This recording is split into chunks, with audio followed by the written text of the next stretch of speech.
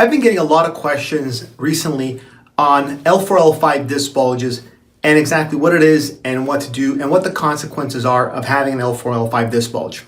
So in this video, I want to show you a picture of an L4, L5 disc bulge and what it actually does to the spinal structures and potentially the spinal nerves that are inside the spinal canal.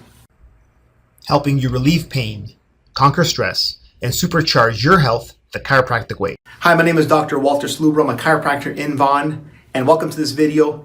And before I show you what a picture of an L4, L5 disc bulge looks like, and I'll show you an MRI picture of that, let me show you what it looks like on a spinal model. And if you're new to my channel, be sure to click on the red subscribe button so you get weekly updates, new content on how to relieve pain, conquer stress, and supercharge your health naturally and effectively. So here's a spinal model. I'll show you what a disc looks like and the vertebra. So the lumbar spine has 5 vertebrae: L1, L2, L3, L4, L5. L stands for lumbar spine.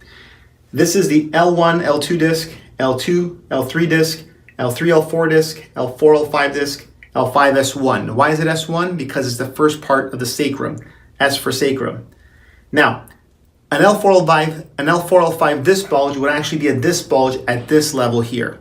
In this model, there's not an example of that disc bulge, but this red mark over here, this red bulging part over here, that's an example of what a disc bulge looks like. So that's what it would look like. In this case, it's going posterior laterally, more laterally to the side, affecting the nerve root. Sometimes they go posterior centrally, affecting the nerves on the inside, if we're talking about the lower part of the lumbar spine, and if it's higher, it can affect the spinal cord. But an L4, L5 disc bulge will be in this region here.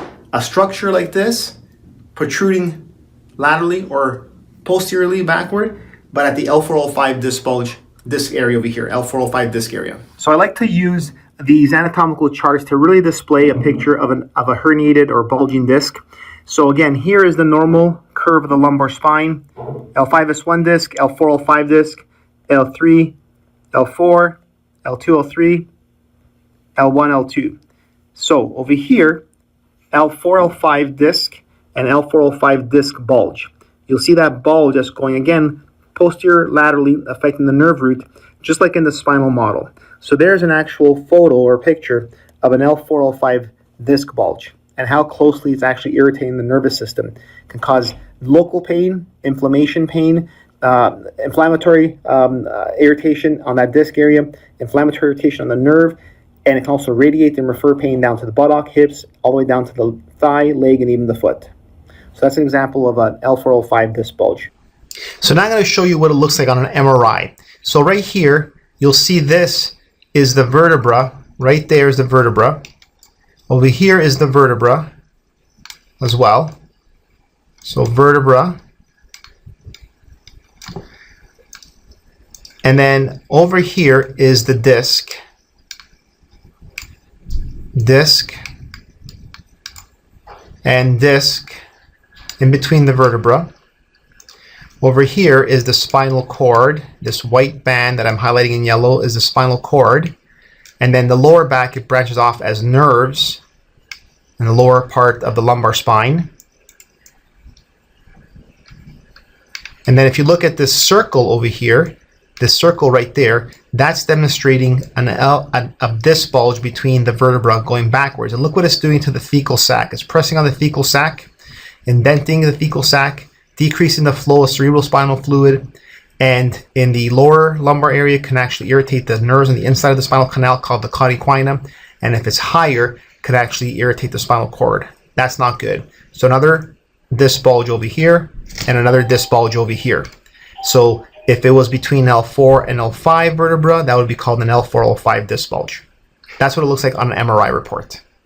So there you have it. Now you saw a picture of an L4, L5 disc bulge on an anatomical chart.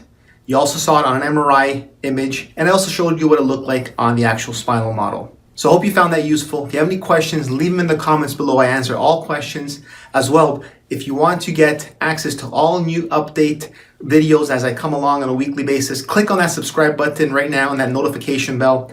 And if you find this useful as well, give me a thumbs up. Look out for more videos on information and tips on how to decrease pain, conquer stress, and supercharge your health naturally and effectively. This is Dr. Walter Slubro. I'll see you on the next video. To learn more about how corrective chiropractic care at Back to Health Chiropractic Center can help you with your chronic pain problem, visit www.ibthcc.com.